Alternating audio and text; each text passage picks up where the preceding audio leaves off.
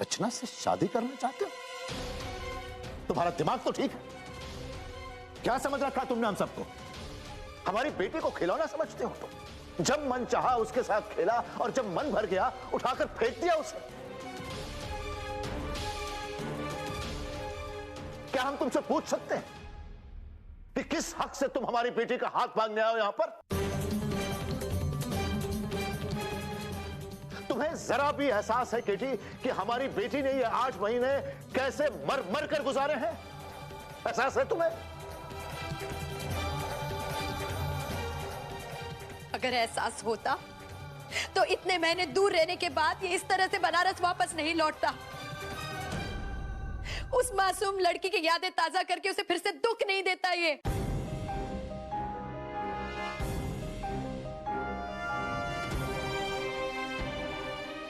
तुम्हारी आने की खबर क्या मिली उसे? वो फिर से दुख दर्द के गड्ढे में जा गिरी जिससे वो बाहर निकलने की कितनी कोशिश कर रही थी, लेकिन तुमने आके सब कुछ बर्बाद कर दिया है नन्हे।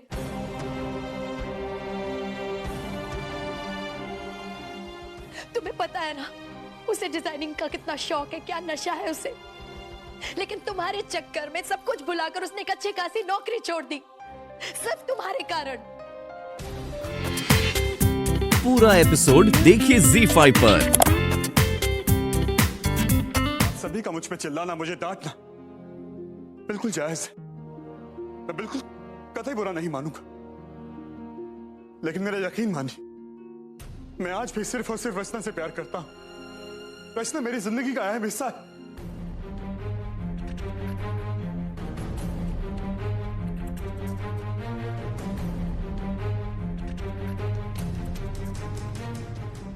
उसको छोड़ के चले जाने के बाद मैं यही सोचता रहा कि शायद रचना मुझे भुला चुकी होगी, अपनी जिंदगी में आगे बढ़ चुकी होगी। लेकिन किस्मत का खेल देखिए आंटी, कुछ दिन पहले मुझे पता चला कि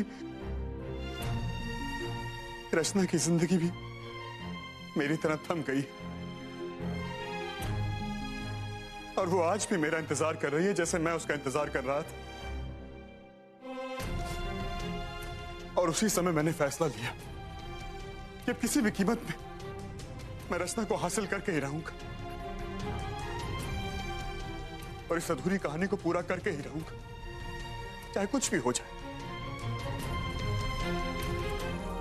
अफसोस उसका दिल तुम्हारा हो गया हो, लेकिन बेटी आज भी वो हमारी है नन्हे, और अब हम उसे तुम्हारे हाथों में कभी नहीं सौंप सकते, क्योंकि हमें तुम पर अब भरोसा रहा ही नहीं। ऐसा करके हम उसकी जिंदगी हमेशा के लिए बर्बाद कर देंगे। ये एक बहुत बड़ी भूल होगी।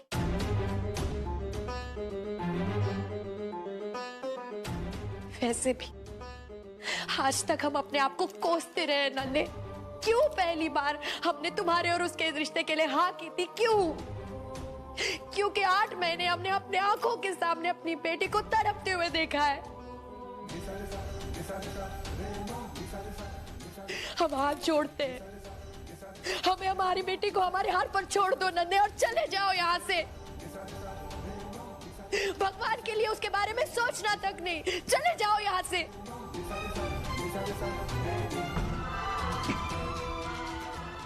ठीक है आंटी, अगर आप लोगों को मेरे रचना से दूर चले जाने में मेरे प्यार का सबूत मिलता है तो ठीक है।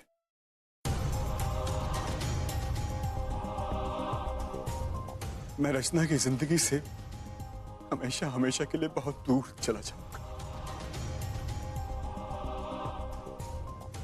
और कभी लौट के नहीं आऊंगा।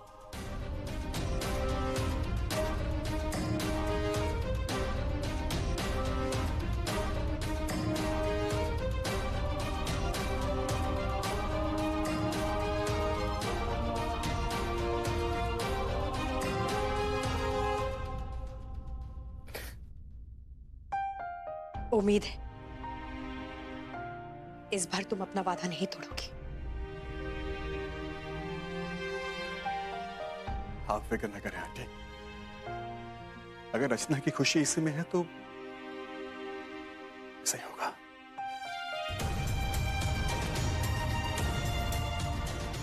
तो ठीक है नन्हे, हम दोनों ने एक दूसरे की बात सुन ली। अब तुम जा सकते हो।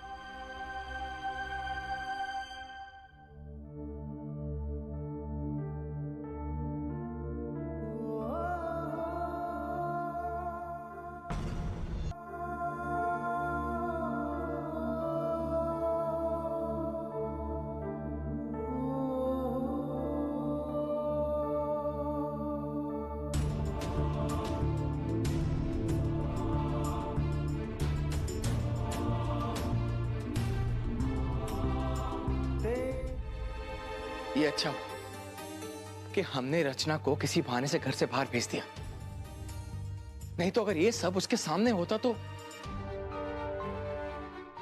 खैर, केटी घर पे आया था, इस बात का रचना को बिल्कुल पता नहीं लगना चाहिए।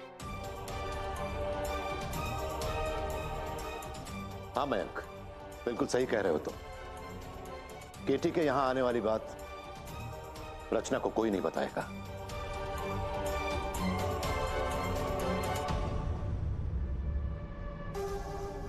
इस घर में बाकी सब ड्रामे चल रहे हैं। पहले गुंजन का, अब रचना का। अरे मेरी शादी की बात कोई क्यों नहीं कर रहा है? सब भूल गए हैं क्या?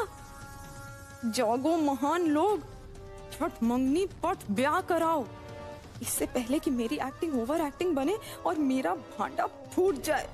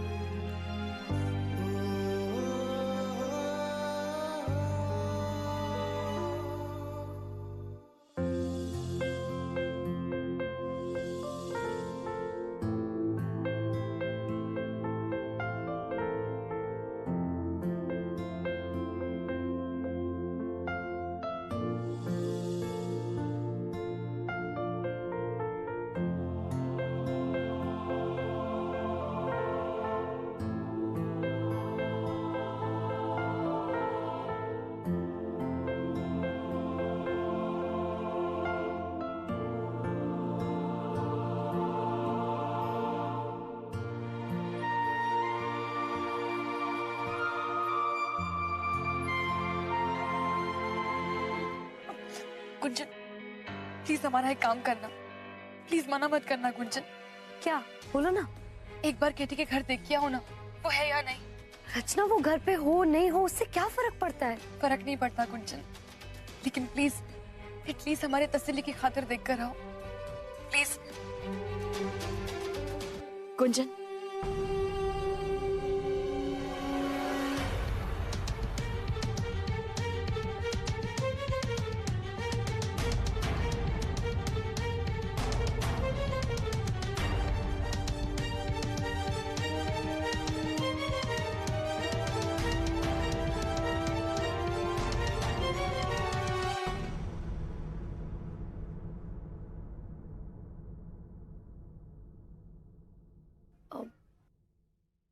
रचना वो घर पे ताला लगा हुआ है, कोई नहीं है।